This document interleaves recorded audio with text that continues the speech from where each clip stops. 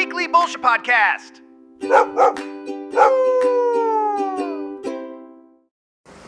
안녕하세요. 위클리 불쉿 팟캐스트입니다. 저희가 저번 주에 산에서 촬영을 진행을 했는데요. 그렇죠. 인왕산에서 저희가 촬영했습니다. 경치도 너무 좋고 새소리와 매미 소리도 들리고 네. 거기에 제가 맛이 들렸지 않습니까? 아, 그렇죠. 그래서 오늘도 이제 산에서 촬영을 하려고 네. 등산을 왔어요. 아, 좋습니다. 근데 지금 비가 많이 와가지고 저희 다 쫄딱 젖은 상태고 지금 물에 젖은 생쥐꼴이 되어버렸습니다. 지금. 그렇죠. 그래서 이제 하산을 해서 산 바로 아래에 있는 동네 놀이터에서 조촐하게 촬영을 진행하고 있습니다. 아, 근데 뭐 빗소리도 나고 너무 좋은 것 같습니다. 네, 저는 뭐 이런 분위기도 나쁘지 않다고 생각을 하고 있습니다. 네, 저도 굉장히 좋은 것 같습니다.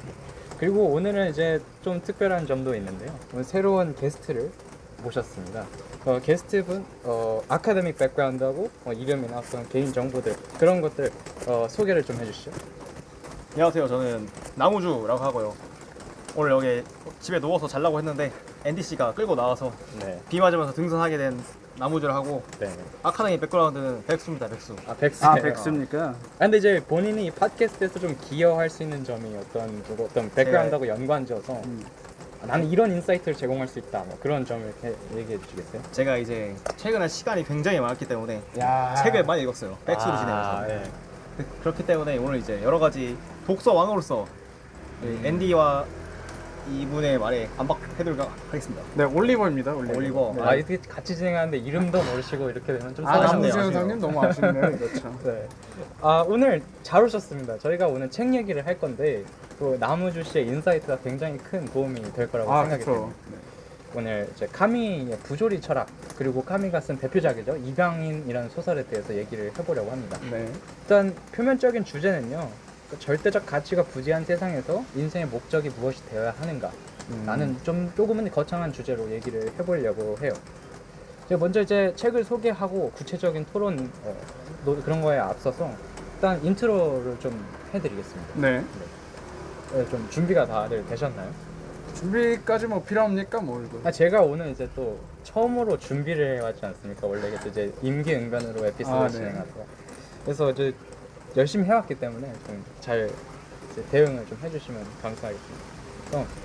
일단 근대 사회까지만 해도 그다지 멀지 않은 과거에도 사람들은 신이 우주를 조화롭게 창조했고 세상에는 선과 악, 미와 추, 또 마땅히 추구해야 할 가치와 규탄해야 될 것들이 있다고 믿었죠. 네. 그런 믿음들이 확실했습니다. 이런 세상에서는 왜 사는가 따위의 질문이 필요하지 않았다고 저는 생각해요. 왜냐면 신이 세상을 왜 창조했고 우리가 왜 살아가고 어떤 일을 하면서 살아가야 하고 그런 일을 해서 결국 다다르고자 하는 목표가 무엇인지 그런 것들이 다 명확하게 답이 제시되어 있지 않습니까? 그래서 저희가 개인적으로 왜 살아야 하는가 뭐 이런 생각을 해볼 필요가 없이 그냥 종교적인 어떤 가치, 종교가 꼭 아니더라도 어떤 전통적인 그런 절대적 가치관들을 따라 살면 됐어요. 근데 2차 세계대전 이후에 이런 것들이 붕괴가 되었죠. 그러니까 사람들이 엄청나게 끔찍한 참사들을 보면서 세상이 정말 신에 의해서 선한 신에 의해서 조화롭게 창조가 되었다면 왜 이렇게 비이성적이고 비합리적인 일들이 계속해서 벌어지는가 라는 질문을 던지게 되었어요. 그쵸? 근데 이런 뭐 여기서 의문을 좀 제기하실 수도 있을 것 같아요. 뭐 서구 사회에서는 신이 이렇게 절대 선하고 전지전능하고 그래서 세상을 이렇게 창조해서 우리한테 어떻게 살라고 가르쳐줬다 이렇게 하지만은 뭐 다른 종교에서는 다른 문화권에서는 그렇지 않았을 수도 있지 않냐라는 의문을 제기하실 수 있을 것 같은데 저는 여기서 그 가치의 내용 자체보다는 가치의 어떤 절대성을 초점을 맞췄으면 해요. 불교나 혹은 유일신교가 아닌 다른 어떤 종교나 가치관이라고 하더라도 어떤 그 절대적인 것을 믿었다는 점에서는 변함이 전혀 없다고 생각해요. 여기에 동의를 좀 하시나요? 질문이 한 가지 있는데 네, 절대성이란 게 말이죠. 네. 그러니까 이게 모든 인간에게 적용되는 모든 세계에 그런 적용되는 그런 절대성을 말하는 거죠. 보편적인 확실성과는 다른 거죠. 예를 들어서 노인을 공경하는 것은 마땅히 추구해야 할 것이다. 그러니까 확실성과 절대성을 좀 구분해서 이거는 근데 둘 다 포괄하는 개념으로 좀 보시면 될 것 같아요. 그러니까 앤디 씨가 말하는 절대성은 네. 나의 신념에 대한 확신, 네. 그것과 보편성. 이 신념이 모든 인간에게 적용되어 마땅하다는 그런 절대성, 네. 그러니까 협의의 절대성까지 포함하는 개념이 바로 앤디 씨가 말하는 절대성이다. 정리를 잘 해주셔서. 네. 저는 동의하지 않습니다. 아까 앤디 씨가 말씀하신 거는 종교마다 다를 수 있다 했는데 네. 종교마다 보편적으로 추구해야 할 미덕이 뭐 아예 다르다고 할 수 없지만 네. 공통의 분모가 있지만 어쨌거나 다른 점이 있지 않습니까? 그것도 맞는 말이죠. 그렇기 때문에 사람들의 문화권 또는 종교에 따라서 그 추구하는 절대성의 범위가 다를 수 있죠. 그러니까 제가 말하는 앤디 씨의 제가 생각하는 앤디 씨의 말은 그런 보편적인 가치라기보다는 어쨌거나 내 문화권에서 살고 있는 내가 어떤 신 또는 어떤 문화적인 가치에 의해서 절대적으로 믿고 있는, 그러니까 한마디로 제 주변에 있는 절대성인 것 같습니다. 전 인류적인 보편적인 그런 거라기보다. 여기서는 제가 이제 좋은 지적을 일단 해주셨는데요. 확실히 이제 책을 많이 읽는 분이라 그러게요. 날카로운 지적이었습니다. 하지만 저희가 여기서 할 말이 또 있어요. 제가 말하는 어떤 보편성은 말이죠. 전 인류 집단이 다 그 가치를 죄송합니다. 제가 지금 여기 쓰레기를 밟아가지고 아무튼 네 다시 본론으로 들어가면 모든 인구 집단이 같은 보편적 가치를 추구해야 된다는 것이 아니라 그 믿는 개인이 그것이 절대적이고 보편적이라고 믿었다는 거예요. 그건 확실성에 가까운 부분 아닌가요? 근데 절대성은 그러니까 좀 이런 거죠. 적실성 하죠 그냥? 예를 들어서 저는 보편성도 들어가요. 그래요? 알겠습니다. 왜냐면 그 십자군 전쟁을 할 때 기독교인 군사들이 이제 아랍인들 죽이러 나가지 않았습니까? 네. 그때 어떻게 믿었어요? 기독교는 절대적이고 모든 인류가 따라야 보편적인 가치인데 얘네들은 그걸 안 믿고 있잖아요. 그럼 근데 그거에 잘못된 대한 거예요, 얘네가. 나의 신념이 확실하고 보편적이지만 그런 신념에 따르지 않는 사람이 존재한다는 거는 그 그게- 시대 사람도 알고 있었다 그렇지만 라는 게 중요한 거 아니에요? 그게 틀렸다고 믿었다는 거죠. 이거는 보편적이 되어야 되는데 지금 그렇지 못해. 그러면 그걸 보편적인 이러한 가치들을 수용하고 있지 않은 사람들이 잘못된 거야 라는 믿음을 그들이 가지고 있었다. 그 현대 사람들은 나의 신념이 확실하고 보편적이란 걸 알지만서도 상대방이 다른 신념을 가질 수 있다는 거를 수용하는 게 과거와의 차이라는 그 말씀인 거죠. 그거 예, 절대성도 없어졌고 보편성도 어느 정도 없어졌다고 생각을 해요. 저는. 전 그건 잘 동의가 안 되는 부분이에요. 어떤 점에서 동의가 안 되시죠? 그 사람마다 분명히 다른 점이 있을 거고 네. 보편성이란 거는 가질 수밖에 없는 것이, 그러니까 뭐 예를 들어 존중해야 된다, 타인의 문화권을 존중해야 된다는 상식이 있잖아요. 네. 그러니까 그것도 타인의 문화권을 존중하지 않는 사람이 나타났을 때 그 네. 사람한테 존중해야 된다라고 말을 할 수 있는 그런 형태의 명제라고 생각하거든요. 네. 그런 점에서 현대에서도 보편성은 분명히 존재한다. 다만 그 보편성이 지키지 않는 사람에 대해서 뭔가 그 과거의 십자군 전쟁과 같은 강제력을 부여할 수 없다는 것 또한 사람들이 알고 있는 거 아닌가. 그런 차이가 있는 거죠. 뭐 보편성에 대한 그런 지적은 어느 정도 수용을 하겠습니다. 사실 일단 핵심적인 논의는 아니기 때문에. 네. 네. 좀 개념을 확실히 짚고 넘어가는 게 중요하니까요. 네. 그래서 아무튼 현대인들은 그런 강력한 믿음이 어떻게 사라졌다는 거죠. 네. 그러니까 종교가 없어졌고, 물론 종교를 가지고 있는 사람도 많지만 사회의 어떤 핵심적인 가치로 종교가 있지는 않잖아요. 그리고 이제 뭐 전통적인 가정의 모습에 대한 믿음, 그런 것들도 많이 사라졌고, 어쨌든 그런 어떻게 보면은 혼란스러운 과도기에 있다고 할 수가 있는데, 그래서 이제 더 극단적으로 추구하는 사람들은 허무주의와 극단적 상대주의를 추구하기도 하죠. 그래서 이제 인생에 어떤 아무런 의미도 없고 쾌락을 추구하는 것만이 내가 해야 될 일이다, 그냥 그렇게 살아가는 사람도 많아요. 근데 여러분들은 어떠세요? 좀 절대적인 가치를 믿는 게 혹시 있나요? 저는 딱히 없습니다. 저는 가치는 나머지 씨는 저도 없는 것 같고, 네. 저는 제가 예전에도 책을 읽으면서 앤디 씨가 얘기했다시피 네. 온건하게 쾌락을 추구하는 것이 가장 어떻게 보면 이 무의미한 삶 속에서 그나마 최소한 나의 신경 다발에, 내 신경 다발에 네. 위안을 삼는 향이가 아니지 않나. 그래서 저는 항상 쾌락을 온건하게 추구하는 게, 여기서 온건하다는 게 무슨 말이에요? 온건하다는 말은 어떻게 보면 인간이라는 이 생명체는 미래의 고통을 현실로 가져와서 그걸 어떻게 보면 비중을 둬서 분석하는 존재 아닙니까? 그렇기 때문에 미래의 나에게 엄청나게 큰 불행이 찾아오지 않을 정도의 쾌락을 추구하는 거예요. 그럼 이거는 어떻습니까? 미래의 나에게는 전혀 하등 영향을 미치지 않지만 타인에게 행복을 앗아와서 내가 행복을 누리는 경우는 그건 온건합니까? 그렇지만 그건 제 보편적이라면 도덕적인 가치관을 어기는 것이기 때문에 네. 그걸로서 그 자체가 잘못되지 않았지만 네. 그걸로 제가 고통을 느낄 수 있죠. 만약 안 느끼면요? 만약 안 느끼면 저는 그건 괜찮다고 생각합니다. 어떤 사이코패스가 있고 사이코패스가 다른 사람의 대가를 쪼개서 쾌락을 느끼는 거 네. 아무런 그게 없다면 네. 저는 그 사람의 인생에 있어서는 그걸 추구하는 게 어떠나 생각합니다. 물론 당연히 이제 그걸 그렇게 생각하지 않는 다른 사람들이 그 사람의 머리를 쪼개서 제지를 하겠죠. 그거는 이제 결과로서의 현실적인 문제인 거고. 그거 문제인 거고, 그 사람 인생이 추구해야 할 점은 저는 그렇게 생각합니다. 다소 극단적인 얘기긴 하지만. 저도 뭐 세부 사항에선 차이가 좀 있을 수 있으나 전반적으로 비슷한 의견이긴 해요. 되게 보편적인 그 포스트 모더니스트한 사고 방식이고 올리버 씨는 여기에 대해서 할 얘기가 좀 있나요? 저는 뭐 잘 모르겠습니다. 항상 이런 식으로 빠져나가지고 비판을 피하려고 하시죠. 근데 아, 이건 전 솔직하지 못하시네요, 정말 올리버 모르겠어요. 씨. 저는 뭐 아직까지 결정된 게 없다고 생각합니다. 저의 가치관마저도. 저도 하나를 추구하기에는 거기에서 발생하는 논리적 모순들이 너무 많더라고요. 네. 현실과 다른 부분도 많고 굳이 하나를 선택하기보다는 어떤 의사결정하는지에 대해서는 저도 이게 정확히 설명을 할 수 없을 것 같다. 네. 라는 입장이어서 일단 알겠습니다. 저도 약간 비슷하게 생각을 했던 점이 기본적으로 어떤 외부에서 주어지는 의미는 찾을 수가 없었기 때문에 인생의 궁극적인 의미는 없다고 결론을 내렸고 그래서 지금 내가 행복감을 느끼는 게 중요하다고 생각하고 그것을 온건하게 추구하는 게 맞다고 생각해요. 근데 이제 말하셨다시피 뭐 그게 본성에 의한 것이든 학습에 의한 것이든 저희가 어떤 도덕관념을 가지고 있지 않습니까? 그렇죠. 그래서 이제 타인을 해치면서 내가 행복을 얻는다면 거기에 대해서 언젠가는 죄책감이 찾아올 것이고 그것 또한 나의 어떤 그 행복의 총량의 마이너스가 되는 거기 때문에 그런 점에서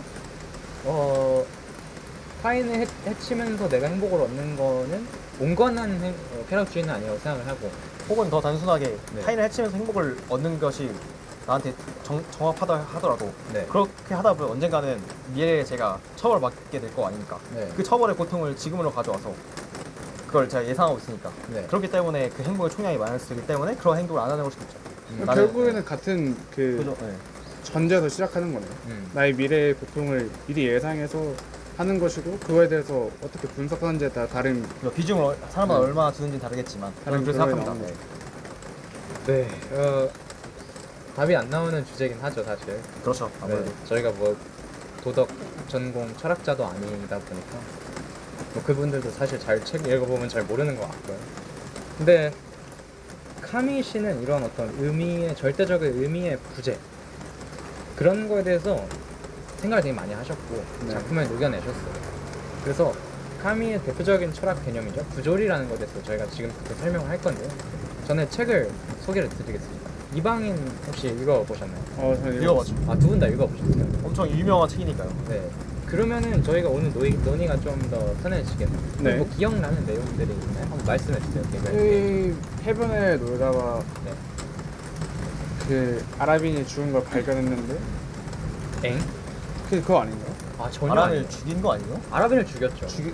이거 제가 제가 그럼 저도 말했습니다. 네. 네. 제가 나눠주시죠. 생각하는 이방인의 핫하이스가 가장 느껴하는 부분은 네. 이 메로소라는 이방인이 네. 신부와 깜빵에서 사람을 죽이고 깜빵에 가지 않습니까? 네네. 거기 신부와 대화를 하다가 신부를 오히려 자기 설득하면서 궁극적으로 세상은 나한테 무관심하고 너무나 고독하기 때문에 그것이 나에게 완전한 감각을 준다라는 걸 느끼는 부분이 그 깨달음이 옳은지 틀린지 모르겠지만 그렇게 깨닫는 부분이 가장 이 소설의 하이라이트 생각하거든요. 네. 신부가 와서 설명하지 않습니까? 당신은 하나님의 아들인데 이렇게 살면 안 되는 거 아니냐? 맞아요. 어머니가 죽었는데 여자친구가 쾌락을 즐기고 이런 게 맞는 거냐? 하지만 파미는 그게 다 무의미하고 그리고 나를 이해해주는 것은 이상이 없구나라는 걸 느끼면서 가장 고독하지만 가장 충만하게 느끼는 그 장면이 어떻게 보면 이 까미 씨가 말하고 싶었던 장면을 생각하거든요. 네네. 사실 그 전에 앞에 있는 이 복선들은 어떻게 보면 이제 이 메로서라는 사람이 얼마나 이질적이고 이방인인지에 대한 설명을 하기 위해서 생각해요. 사람을 죽이고서 네. 재판에 가가지고 그냥 햇빛이 너무 눈부셔서 쐈다라고 말하는 거나 어머니 장례식 다음 날에 이제 친구들과 여행을 가는 거나 저 다 이제 어떻게 보면 복선을 생각하거든요. 이 장면을 위한. 네. 그래서 저는 그 장면이 가장 기억에 남았고 제가 생각하기에는 까미 씨가 그 장면을 위해서 책을 쓴 거 아닌가라는 생각이 듭니다. 네. 제가 부토랑 헷갈렸나 본데 책 좀 똑바로 좀 읽고 오십시오. 제가 한 그러네요. 2년 전에 읽었었는지라 기억이 네. 잘 안 나요. 올리버 씨에 대해서 약간은 실망을 하고 전 매우 큰 실망했는데요. 네. 아무튼 저도 그 점이 가장 인상적이었어요. 신부의 멱살을 잡고 메르소가 얘기를 하거든요. 그죠. 당신은 어떻게 확신을 할 수가 있냐? 너같이 그렇게 모든 것이 확실하고 정해져 있다고 믿는 사람은 역설적으로 죽은 것이나 다름이 없다. 그렇게 소리를 쳐요. 아, 저 거기에 너무 공감이 됐어요. 그거 막 그렇지 않습니까? 뭐 저기 캠퍼스에서 전도하는 사이비 성도분들, 아, 저희 보고 이제 지옥 갈 거라 하시고 뭐 그렇게 하는 경우들이 있는데, 그들은 뭐가 그렇게 확신이 있습니까? 저가 그런 말을 해주고 싶었거든요. 근데 이제 메르소가 대신 그런 걸 좀 해주는 것 같아가지고 좀 속이 시원한 포인트였어요. 그래서 저는 두 분께 질문을 드리고 싶은 게, 네. 메르소 씨가 말하고 싶었던 거는 그 신부의 생각을 바꾸고 싶었던가요? 아니면은 자신의 생각이 옳다는 거를 유지하고 싶었던 게 질문일까요? 후자였던 것 같죠. 저 생각을 바꾼다기보단 결국 이제 세상이 나를 이해하지 못한다는 걸 이제 아예 받아들이고 완전한 수용을 하고 그럼 그걸 오히려 이제 즐기는 거죠. 그렇게 된 과정을 생각합니다. 설명을 획득한다기보다 그러니까 자신에 대한 이야기인 거죠. 그런 거죠. 저는 그렇게 생각합니다. 세상 모두가 네. 그렇게 돼야 된다까지는 아니. 넘어가지 않았다. 왜냐면 신부가 여러 번 방문을 하는데 처음에 아, 쫓아내거든요. 네. 만약에 신부를 어떻게 설득시키고 싶은 마음이 있었다면 대화를 했겠죠. 근데 그냥 그 사람하고 대화도 하고 싶지 않다라고 얘기해요. 그래서 사실은 자기 자신에만 위한 거다, 그런 얘기. 아무튼 지금 에피소드 진행 중에 죄송하지만 비가 매우 많이 오고 있어서 포구거든요, 포구가. 네, 제 운치가 있어요. 저희가 이제 근데 녹음이 잘 될지 모르겠는데. 중간에 저희가 이제 떠내려가더라도 양해를 좀 부탁드려요. 그래서 팟캐스트 마무리는 하고 가야죠. 공우 튀고 가져왔으니까 걱정하지 마세요. 오이 튀고 끼고 가야 되니까. 그래서 이제 다시 들어가겠습니다. 네. 그래서 세상이 나를 이해하지 못하는 거, 그게 바로 부조리예요. 좀 더 이제 설명을 드리면, 인간은 아까 말했듯이 학습에 의한 것이든 타고난 본성에 의한 것이든 어느 정도 합리성을 추구하죠. 가까운 친지가 우리의 사고로 세상을 떠나면 슬퍼하고, 그리고 직장 상사가 부당한 대우를 하면 분노하고, 그리고 선한 사람이 못 살고 악인이 잘 사는 거 보면 좀 짜증이 나, 도덕적 분노가 있지 않습니까? 인간은 어떤 합리성을 요구해요. 하지만 정작 세계는 저희의 요구에 관심이 전혀 없죠. 그렇죠? 네. 저희 악인이 어떻게 되고 선인이 어떻게 되고 누가 어떻게 처벌받고 보상을 받고 어떤 일이 어떻게 일어나든 세상은 그냥 흘러갈 뿐이에요. 그것이 바로 그러한 세계의 무관심, 그리고 인간의 요구, 그리고 그 둘 사이에서의 불일치를 카미는 부조리라고 정의를 하는 거예요. 그리고 이제 이방인에서 그거를 이제 말하셨던 것처럼 신부와의 대화, 그리고 메르소가 사형을 집행받는 반응, 그런 걸 통해서 이제 표현을 한 거죠. 그렇죠? 근데 메르소는 이제 말 그대로 이방인이지 않습니까? 어머니 장례식에서도 슬퍼하지 않고 시신도 안 보려고 하고, 그리고 이제 어머니 돌아가신 다음에도 바로 이제 막 섹스를 즐기고 코미디 영화를 보죠. 네.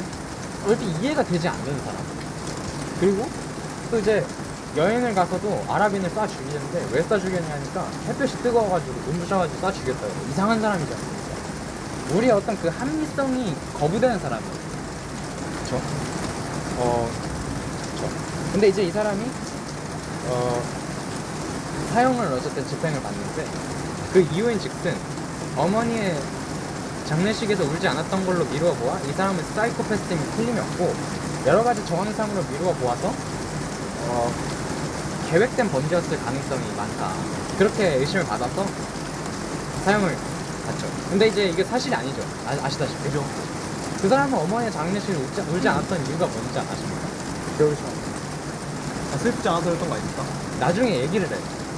아니, 어머니는 늙음하게 죽음으로써 오히려 해방감을 느끼고 새로운 어떻게 보면 다시 새로움의 삶을 새롭게 시작하고 거기서 충만함을 느끼려고 했던 건데, 거기에 대해서 나를 포함한 그 누구도 슬퍼할 자격이 없다라고 이렇게 얘기를 하거든요. 그러니까 어머니가 싫어서 그런 것도 아니고 사이코에서 그런 것도 아니고. 심지어 총을 쏜 것도 햇빛이 눈부셔서 쏜 게 아니라 그렇게 말을 하겠지만 그 아랍인이 칼을 들고 그것도 가장 맞죠. 친한 친구를 죽이려기 때문에 쏜 거 아닙니까? 그것도 맞고 계획 범죄는 당연히 아니죠. 그죠? 당연히 우발적인 범죄가 그걸 변호하지 않았을 때. 네.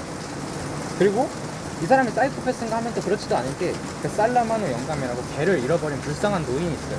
이 사람이 개를 찾는 걸 도와주거든요. 그래서 이분법적으로 이 사람은 사이코네 이렇게 말하는 것이 불가능하다. 일단 그렇게 얘기를 하고 싶어요. 근데 여기서 일단 멈추고 여기서 누가 이방인이고 누가 누구에게 부조리를 저지르고 있나 그런 어떤 작품 내부에서 구도를 확실히 하고 넘어가고자 해요. 어떻게 생각하세요? 누가 누구에게 부조리를 저지르고 있을까요? 근데 부조리라는 게 행해지는 거죠. 그렇죠. 그러니까 까미 씨가 말하는 부조리라는 것이 결국에는 세계가 인간에게 행하는 것입니다. 네. 그러게요. 구조를 어떻게 보면 저는 NDC의 말을 들어보니까 이방인인 메르소가 다른 사람들한테 부조리를 저지르고 있는 거 아닌가 하는 생각이 듭니다. 맞죠. 그러면 부조리는 우리가 마땅히 이래야만 한다 라고 생각하는 것들인데 네. 메르소는 그 마땅히 이래야만 하는 게 없지 않습니다. 그렇죠. 그러니까 이제 어떻게 보면 다른 사람들이로 하여금 메르소가 부조리를 느끼게 하고 있는 거죠. 아, 정확한 지적이십니다. 일단 전통적인 해석이 그래요. 메르소는 부조리의 인간화이자 그 부조리를 내면화하고 받아들인 사람이고, 그러나 그럼에도 불구하고 낙심하지 않고 어떤 삶을 주체적으로 꾸려가려는 인간의 대상화이죠. 그러니까 세상이 부조리하고 의미가 없어. 뭐 이러해야 되는 것도 없고 저러해야 되는 것도 없어. 하지만 그렇다고 세상을 바로 죽어버릴 것이냐? 아니야, 그래도 나는 섹스하는 게 좋고 태양을 보는 게 좋고 바람 부는 게 좋아 라고 얘기를 하는 거죠. 그래서 어쨌든 일단 그게 전통적인 해석이고, 여기서 이제 이런 메르소의 부조리를 받아들이는 거, 그거를 그럼에도 불구하고 똑바로 살아가려고 하는 그 태도가 드러나는 게 대사가 있어요. 살라마노 영감과 그의 개는 차이가 없고 착한 친구하고 심퍽 고약한 친구가 있는데 그들은 똑같이 내 친구다. 그리고 애인이 나를 떠나가지고 다른 남자랑 살게 된다고 하더라도 전혀 개의치할 게 없다. 이렇게 얘기를 해요. 거기서 드러나는 거죠. 통상적인 관념들, 가치관들을 버리고 나는 부조리를 받아들인다라는 얘기죠. 근데 반대로 생각을 해보면은 부조리를 타인들이 메르소에게 저지르고 있기도 해요. 그 합리성이라는 미명하에 사실과 다른 내용을 뒤집어 씌우지 않습니까?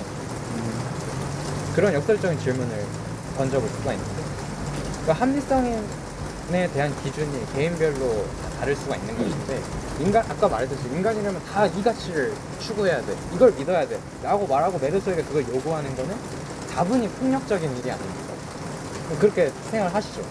그죠? 결국 이제 이 소설의 주제가 핵심이라고 할 수 있는 말이 결국 모든 인간은 자기 인생의 이방인이라는 말이 있지 않습니까? 맞아요. 그것처럼 이 개인과 개인 또는 개인과 사회 또는 개인과 자연의 관계에서 네. 모든 인간은 항상 부조리를 느낄 수밖에 없고, 그렇기 때문에 모든 사람이 스스로의 인생의 이방인이라는 그 주제 아닙니까? 맞아요. 근데 우리는 어떻게 보면 부조리를 싫어하지만 다른 사람에게 부조리를 동시에 가하는 역설적인 존재인 것 같기도 합니다. 네. 올리버 씨는 뭐 덧붙일 말이 없어요? 저 동의합니다. 아니 지금 이방인 생각이 안 나서 이제 이렇게 나오시는 것 같아요. 근데 뭐 이 정도면 다 들었다고 봐야죠, 거의. 좀 더 남았어요. 네. 그러니까 저는 이거를 말하고 싶었던 것 같이 보여요. 그러니까 메르소가 이방인이고 부조리를 받아들인 사람이에요. 그리고 아라비는 물론 이제 칼을 꺼내야 되긴 했지만 그냥 이랬다 딱히 죽일 의도 없을 수도 있잖아요. 근데 메르소가 그냥 눈부셔하고 쐈어요. 그 사람 그러면은 아라비는 부조리의 희생자잖아요. 메르소가 가해자고. 거기선 그렇죠. 근데 메르소가 누명을 씌고 어쨌든 죽는 거잖아요. 그 점에서는 세상이 폭력적으로 본인의 기준, 합리성을 요구하지만 그게 반대로 역설적으로 비합리적으로 되는, 그 점에서는 메르소가 또 세상으로부터 오는, 타인으로부터 오는 부조리의 피해자죠. 그런 어떤 쌍방향의 관계가 있다. 그러니까 어느 한쪽이 가해자고 피해자로 이렇게 이분법적으로 나눌 수가 없다라는 걸 카미가 얘기하고 싶었던 것 같아요. 왜냐면은 이제 부조리라는 것이 대부분의 경우에는 타인으로부터 오잖아요. 네. 그러니까 우리는 사람을 죽이는 게 나쁘고 나한테 부당한 대우를 하는 게 나쁘다고 생각하지만 그 나한테 부당한 대우를 하는 그 주체들이 뭡니까? 결국 타인들이잖아요. 그래서 우리가 세계가 부조리하다라고 하지만 결국은 서로가 서로에게 부조리한 것이다 라는 얘기를 좀 하고 싶었던 게 아닌가 라는 생각이 들었어요. 그죠. 하지만 그건 어떻게 보면 필연적인 거 아닌가 싶습니다. 어떻게? 이 세상에 나밖에 없고 네. 내가 없으면 세상은 존재하지 않는데 어떻게 부조리가 없을 수 있겠습니까? 당신과 내가 어떻게 보면은 하나가 아니고 다름이 분명하고 네. 내가 확실하게 인지할 수 있는 건 나밖에 없는데 어떻게 타인의 부조리를 제가 고려하면서 살 수 있겠냐는 말입니다. 물론 그러니까 그러니까 그럴 수밖에 없다는 말이죠. 네, 그죠. 그러니까 그게 막 딱히 잘못된 것도 아니고 물론 이제 도덕 관련해서의 잘못된 걸 수 있겠지만 그거는 이제 관점에서 잘못된 거고 스스로 인생에서 잘못된 것은 아니고 그런 부조리를 유발하는 게 내가 그런 것을 개의치 않는다면 그러면은 어쨌든 누명을 써서 메르소가 사형을 당한 게 잘못된 일은 아니라고 생각하시나요? 저 잘못된 거 애초에 없고 그 판사는 자기가 옳다고 믿는 거에 대해 행한 것 뿐이죠. 네. 그게 이제 물론 우리가 이 전적 독자적 시점에서 바라보는 우리 입장에 잘못된 걸 수도 있겠지만 네. 1인칭 시점에서 그 판사의 입장에서는 정의를 구현하고 자기가 믿는 도덕적 가치관을 행한 것 뿐이지 않습니까? 그러니까 저는 그게 잘못됐다 생각하지 않습니다. 그냥 그런 일이 일어났고 네. 이것은 쌍방향의 부조리였던 것 뿐이죠. 필연적으로 그리고 우연적으로. 근데 이렇게 서로가 서로에게 가치를 강압적으로 요구하는 이런 사건이 보편화가 된다면 이런 문제들이 생길 수 있잖아요. 억울한 게 사형을 당한 사람이 생길 수도 있고. 근데 이런 게 이제 도덕적인 측면에서 나쁘다 좋다를 논할 수는 없을지 근데 모르지만 가치를 강압적으로 요구하는 거가 부조리인 거예요. 아니 저는 오히려 반대로 생각해요. 도덕적인 측면에서는 나쁘지만 네. 그냥 어떤 이 삶의 한 사람의 나밖에 모르는 인간의 입장에서는 상관없는 거 아닌가? 도덕이라는 근데- 거는 애초에 저는 없다고 생각하기 때문에 어떻게 생각해요? 도덕이 없습니다. 도덕이요? 네. 도덕은 근데 없다고 말하기에는 아직까지는 모자라다. 도덕이 없다고 말하기에는 너무 무질서해지지 않을까. 그러니까 정확히 저는 도덕은 없다기보다는 발명된 거냐 저도 생각해요. 그렇게 생각해요. 네. 네. 발명된 것도 분명히 있는 거죠. 발명된 사실은. 도덕에서는 그럴 수 있지만 어쨌거나 발명된 도덕은 도덕이고 저는 저 아닙니까? 그거는 맞는 말이지만 제가 그 후천적으로 배웠다는 몰라도 어쨌거나 이제 네. 그렇지 않은 사람한테 그것까지 옳다고 할 수 없는 거죠. 저는 어떻게 보면은 아까 중간에 말씀하신 그런 강압과 이런 강요들이 어떻게 보면 가장 잘 들어갔던 시기가 이제 제국주의 시대가 아니었나 싶습니다. 아, 네. 기독교 사람들이 결국 너 기독교 안 믿는 야만이라고 다 잡아다가 네, 노예로 그쵸. 부르지 않았습니까? 그렇죠. 그런 것처럼 이제 그런 일이 일어날 수 있지만 또 동시에 그럼 그게 잘못된 거냐? 잘못된 거냐 일어나지 말았어야 하는 일이냐 네. 이런 질문에서는 저는 아니라 생각합니다. 그럼 그냥 만약에 저희 사회에 그런 일들이 있다고 생각을 해봐요. 네. 그러면은 그걸 바로 그러니까 고쳐야 합니까? 저는 고쳐야 한다 그러니까 저는 고치려고 노력할 겁니다. 그렇지만 네. 고치는 것이 옳지는 않아요. 무슨 말인지 알아요? 그러면 왜 고치는 거죠? 그러니까 왜 고치는 왜냐면 저는 도덕을 후천적으로 배운 사람이기 때문에 저의 도덕관에 벗어나기 때문이지만 그렇지만 그게 절대적인 저만의 제 답이 절대적인 가치는 아닌 거예요. 나는 그렇게 생각하는 사람일 뿐. 그러니까 절대적이지 않을 뿐 나는 그렇게 확신한다는 거죠. 확신 나의 개인적인 신념에서는 그런데 그죠, 예. 나의 개인적인 내가 신념을 배워본 타인에게 세상에선 그렇다는 거죠. 그건 타인에게 강요하지 않는다는 것도 결국엔 사실 나의 신념인 거고. 그죠? 저는 강요하겠죠 아무래도. 그러니까 우리 사회에 그런 일이 벌어진다면 그렇게 하지 말아라고 강요하겠죠. 그렇지만 그게 절대적인 가치는 아니고 그렇게 하는 것이 옳은 것 또한 아니라는 얘기입니다. 물론 이제 그게 저한테 와서 제가 그렇게 생각하지 않겠지만. 근데 저도 바꾸려고 할 거거든요. 근데 저도 그게 틀려서 바꾸는 건 아니고 사회 전체를 유지하는 측면에서 그것이 더 효율적이기 때문에라고 말하고 싶어요, 저는. 그러니까 이렇게 서로가 서로에게 어떤 가치관을 강압적으로 요구하는 사회가 그 자체로 뭐 부도덕하거나 잘못돼서가 아니라 그런 일들이 많이 일어나면 사회가 매끄럽게 흘러가지 않을 거 아니에요? 근데 그렇지만 그건 또 다른 관점에서 봤을 때는 오히려 약간 전체주의적인 관점, 파시즘의 그쵸. 관점에 봤을 때는 그렇게 된 사회가 더 효율적일 수 있는 거 아닙니까? 그것도 맞는 그래서 말이에요. 저는 효율이라는 말에 동의하지 않습니다. 오히려 자본주의 사회는 굉장히 비효율적인 사회고 네. 이 개인의 자유와 사상을 존중하는 것이 가장 비싼 일인데 그렇죠. 그런데 왜 굳이 효율이라는 저는 그게 효율이라서 그렇게 생각하지 않습니다. 근데 제가 근데 듣고 보니까 일리가 있는 말이긴 한데요. 제가 효율이라는 말을 갖다 붙인 건 옳고 그름이라는 걸 사용하지 않고도 그걸 내가 바꿔야 한다고 믿는다고 설명하는 게 너무 어렵기 때문에. 그죠? 근데 그냥 저는 단순한 문제 생각합니다. 내가 믿고 있는 그러니까 나의 절대적인 나는 상대적이지만 그렇지만 내가 알량하게 믿고 있는 그 도덕의 어긋나기 때문에 그런 거 아닙니까? 그 도덕이 절대적이지 않고 상대적이고 굉장히 얕은 깊이일지라도 어쨌거나 내가 생각하기에는 그런 것이 정확하지 않다면 그냥 행동할 수 있는 거죠. 나는 옳지 않다고 생각하지만 그러니까 내가 그러니까 내가 옳아야만 행동할 수 있는 게 아니지 않습니까? 그냥 나는 그렇게 생각하기 때문에 행동한다. 그죠. 행동에 거창한 이유는 없을 수도 있는 거죠. 저는 그렇게 생각합니다. 좀 아리송한 부분이 있긴 합니다. 사실 말장난이죠? 올리버 씨는 좀 덧붙일 생각이 어때요? 저요? 네. 저 생각을 좀 해보겠습니다. 올리버 씨 지금 아까부터 지금 허공만 바라보고 계신데. 아니 제가 지금 이야기가 너무 네. 너무 이 산으로 왔다 갔다 하니까 이게 그거 동의합니다. 정확히 좀 더, 한 포인트를 짚기가 힘드네요.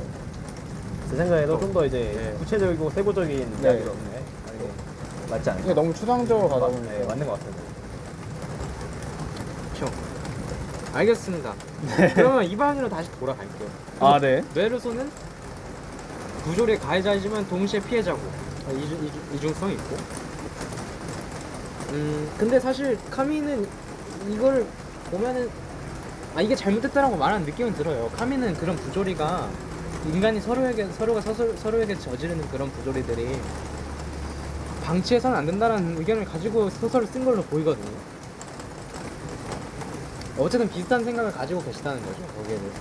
그러니까 그것이 절대적이라고 믿진 않지만 방치하지 않을 것이다 라고 생각을 하신다는 거죠. 그죠? 방치 제 주변에 그런 일이 일어나면 지양해야죠. 막으려고 노력해야 하고. 근데 이제 저희가 법을 하시잖아요. 네. 법은 누구에게나 강요되는 거잖아요. 그러니까 한번 정해지면 거죠. 강제력이 있는 거죠. 그렇죠. 근데 그것도 엄연히 사실은 주권이 미치는 범위 내니까. 근데 이제 그것도 말이죠. 누군가는 아주 다른 예를 들어서 대한민국 남성은 모두 국방에 의무를 쳐요. 근데 제가 그 뭐죠? 며칠 안식일 예수 재림교인가요? 아 네. 아니야. 그 하나님의 교회였나요? 어쨌든 그분들 어떤 그 특정 종교를 가지고 있는 분들은 군대를 안 가는 게 신념이지 않습니까? 네. 그 신념이 다른 건데 저희는 어떻게 보면 폭력적으로 강요를 하는 거죠. 그런 경우 또한 말씀하신 것처럼 그런 경우에도 그런 걸 없애려고 노력을 하실 겁니다.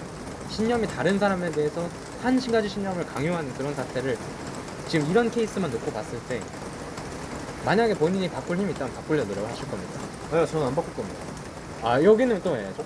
왜냐면은 지금 어떻게 보면은 지금 우리나라 아무리 수련을 오래 했다고 하지만 네. 실제로 전쟁 중인 국가고 국방의 의무가 있는 것은 그 의무가 필요한 것이 있기 때문이니까. 그렇죠. 그래서 저는 그냥 개인적인 실존적이고 가장 현실적인 이유, 그냥 군사력의 요구 때문에 이제 좀 거부할 것 같습니다. 그래서 거기에서 막 엄청나게 그런 어떤 위대한 이유가 있어서가 아니라 단순하게 우리 앞에 직면해 있는 위험이 있고 거기에 응답을 하는 게 맞지 않나. 그러니까 맞다기보다는 그것이 나의 안위에 더 적합하지 않나. 저도 좀 어떻게 보면 좀 이기적이지만 어떻게 보면 말하는 대로 신념을 바꾸는 비겁한 질 수 있겠지만 어쨌거나 저는 그 비겁함이 제 행위의 원인이 돼서는 안 된다고 생각하지 않습니다. 저도 좀 그 말씀을 드리자면 사실 굉장히 복잡한 문제예요. 그러니까 특히 이게 뭐랄까 결국에는 평등이 문제냐 아니면 그들의 양심의 자유가 문제냐 그런 문제지 않습니다. 그들의 양심 어디까지 지켜줄 수 있는가. 그리고 우리가 사실 NDC가 말하는 입장은 결국에는 어떤 그 사람이 신념을 믿을 자유가 있어야 된다는 건데 그에 반대로 우리 거의 대부분이 이제 동의하는 명제는 모든 사람들이 평등하다 아닙니까? 그 두 가지의 일반적인 원칙이 중에서 뭐에 더 우선순위를 두는지에 따라서 좀 달라질 것 같습니다.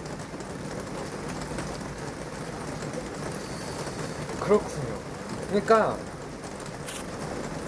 다른 가치관을 가진 사람에게 보편적인 가치관을 강요하는 것을 막는다고 말씀을 하셨지만 그 막는 행위도 보편적인 가치인 경우에 따라 다를 수 평등이나 있다는 거. 평등을 근거로 한다는 거죠. 또 뭐 코에 붙이면 코골이고 귀에 붙이면 귀걸이긴 어떻게 보면 정확하지 않은 그때 상황 봐서 네, 하거나 네. 혹은 다수결로 하겠다는 그런 그런 말씀. 거죠. 근데 이게 저는 옳게 생각하지 않지만 그렇게 주장한다는 거예요. 왜냐면 아. 옳아야지만 주장할 수 있는 건 아니지 않습니까? 그렇게 따지면 어떤 주장도 할 수 없는데 오라야지만 주장할 수 있는 저는 것이 그렇게 아니고. 주장하고 그렇게 행동할 거지만 네. 당연히 제가 옳지 않을 수 있다는 건 인정합니다. 옳다고 믿어야지는 적어도 믿어야지는 주장할 수 있는 거 같아요. 저는 그렇게 생각하지 않습니다. 옳다고 믿지 않아도. 네. 나는 이게 나의 옳지 않다고 아니의 생각하도 나의 아니와 그리고 나의 갖고 있는 도덕적 관념과 여러 가지들이 혼합해서 어떻게 보면 이제 이건 이분법적인 문제가 아니라 삶의 다양한 가치관을 섞어가지고 그 가치관의 비중을 두고 계산을 해본 결과 이렇게 하는 게 내 생각에 나한테 이익이 되는 것 같아.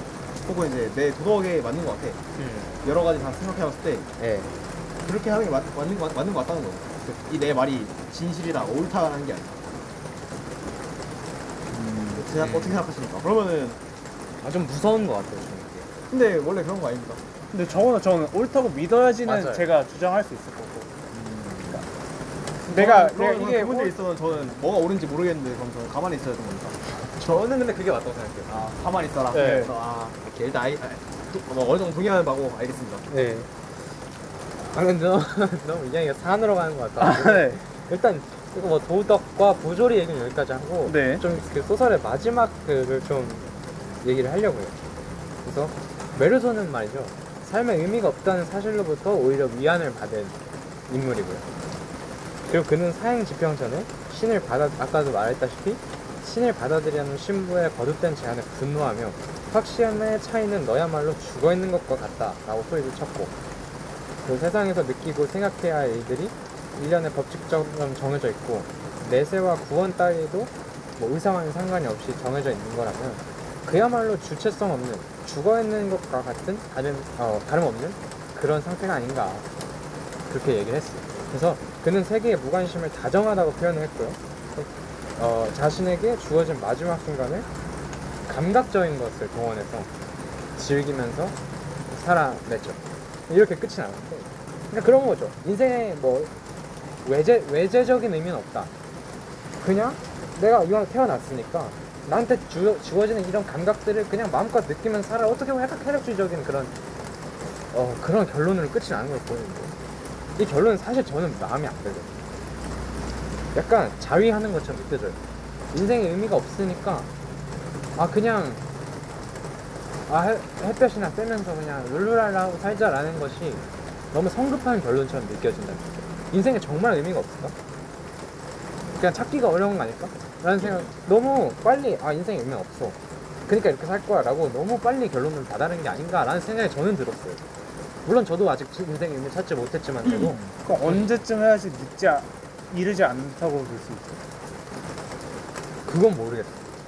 그러면은 그 아무도 그렇게 살면 안 되는 거야. 메르소처럼요? 네. 그건 너무 또 성급한 결론 같은데. 저는 약간 다른 말씀을 단순히 얘기하자면 저는 그렇기 때문에 오히려 마지막에 가서 신부가 좀 부러웠습니다. 왜죠? 어떻게 보면 그 신부는 그것이 실제로 가짜는 그 신을 정말 믿고 내가 하는 게 정말 옳다고 믿는 거잖아요. 그쵸. 근데 저는 그렇게 어떻게 보면 그 광신도를 하죠. 그러니까 물론 우리가 모든 종교를 믿는 사람이 광신도를 할 수 없겠지만 그걸 진심을 믿고 증명할 수 없음에도 불구하고 그 행동 원리에 진심으로 따르는 사람이 약간 부럽다는 생각이 들었습니다. 오히려 메르소가 저는 더 이 삶에 대해 많은 생각을 해봤고 이 무관심에 더 전신을 하는 사람이지만 오히려 불쌍하다고 느꼈습니다. 그러니까 오히려 그게 진실이 아닐지라도 그걸 정말 믿고 그걸 자기가 어떻게 보면 노력했다고 생각하는 거잖아요, 신부는. 그러니까 이 미천한 사람을 구하기 위해 노력했다라고 진심을 믿고 있는 그 신부가 어떻게 보면 부러웠던 것 같긴 합니다. 왜냐면 그 가치를 실제로 믿었고 실제로 그 가치에 따라 행동을 했잖아요. 저도 그런 것 같습니다. 오히려 저는 그래서 신부가 좀 부럽더라 봤는데 오히려 그쵸. 모든 생각을 더 많이 하고 모든 그 무가치함을 깨달은 메르소가 어떻게 보면 알면 더 가까이 다가갈 수 있지만 더 불쌍한 인생 아닌가. 전적으로 동의합니다. 그래서 좀 부러웠던 것 같습니다, 신부가. 그러면 이제 올리버 씨와 나무주 씨는 제가 대화를 나눠본 바로는 약간 그 메르소에 가까운 인물들 같거든요. 제가 그런가요? 제가 친구가 없다고 놀리시는 거 아니 근데 메르소 씨는요. 예. 여자친구도 있었고. 아이고 메르소가 못한 인생. 네. 아이고 좀 슬프네요 이거. 근데 그럼 예. 절대적 믿음으로 회귀를 하고 싶으신 겁니까? 할 수만 있다면? 만약에 저한테 선택지가 주어진다면 저는 할 것 같습니다. 그러니까 저는 기억을 지우고 네. 내가 전적으로 믿을 수 있다면 한치 의심도 없습니다. 네. 그럼 저는 할 것 같습니다. 왜냐면 그게 나의 진심이 되고 그렇게 되면 내가 그렇게 믿으면 그건 나한테 사실이 되는 거잖아요. 네. 그럼 난 사실에 따라서 네. 행동하는 건데 얼마나 좀 행복하겠습니까? 의미 있는 삶이 되는 거죠. 그죠? 그러니까 그 의미가 진짜 우주의 관점에서 없다고 하더라도 내가 그렇게 믿는데 어차피 이 세상에 나밖에 없고 내가 그렇게 믿으면 사실이잖아요. 진심을 믿으면. 그렇죠. 그럼 어떻게 눈먼 광신도라도 행복할 것 같아요. 그렇죠. 오히려 눈 뜬 메르소가 제일 불행하지 않나. 그래서 저는 메르소가 가장 진실을 추구하는 인물이지만 또 동시에 가장 불쌍해 보였습니다. 약간은 좀 슬픈 결론이네요. 그렇군요. 올리버 씨와 나무주 씨의 생각도 저를 약간 슬프게 만듭니다. 아니, 그러니까 이게 진리를 깨달으면 행복해질 수 있는가 하면 그렇지 않다는 거잖아요. 일단 여기까지 할까요? 일단 책 얘기를? 네. 괜찮아요? 더 하고 싶은 말씀이 있으십니까? 없습니다. 저는 뒤에 더 이야기가 있는 건가요? 몸에 비가 쏠딱 쳐서 춥기 때문에 또 다른 생각들을 제가 준비해 오긴 했는데 네. 이거는 뭐 그렇게 굵직한 주제는 아니거든요. 다음 팟캐스트에서 얘기해도 될 것 같고 네. 시간이 어느 정도 됐으니까 이제 마무리를 해볼까요 그러면? 네, 좋습니다. 네, 그 마지막으로 오늘 게스트 참여해주신 나무주 씨 소감 한마디 해주시고 팟캐스트 닫도록 하겠습니다. 오늘 너무 이런 얘기 할 수 있는 자리 오랜만에 가서 재밌었고요. 네. 원래는 이제 오늘 이 시간까지 누워서 자고 있었어야 되는데 여기까지 불러낸 앤디 씨한테 네. 감사 말씀드리고 일단 몸이 젖어서 너무 춥기 때문에 빨리 하산하도록 하는 게 어떤지 좋은 생각인 것 같습니다. 좋은 생각. 감사합니다. 오늘 참여해주셔서 감사하고요. 저희 또 시청자분들. 클로징 멘트가 있거든요. 네. 어떻게 해야 되죠? 감사합니다. 지금까지 위클리 불씨 불씨 팟캐스트였습니다. 팟캐스트였습니다. 자, 한번 다시 하시죠. 오케이. 나머지 씨까지. 오케이. 지금까지 위클리 불씨 팟캐스트였습니다. 감사합니다. 감사합니다.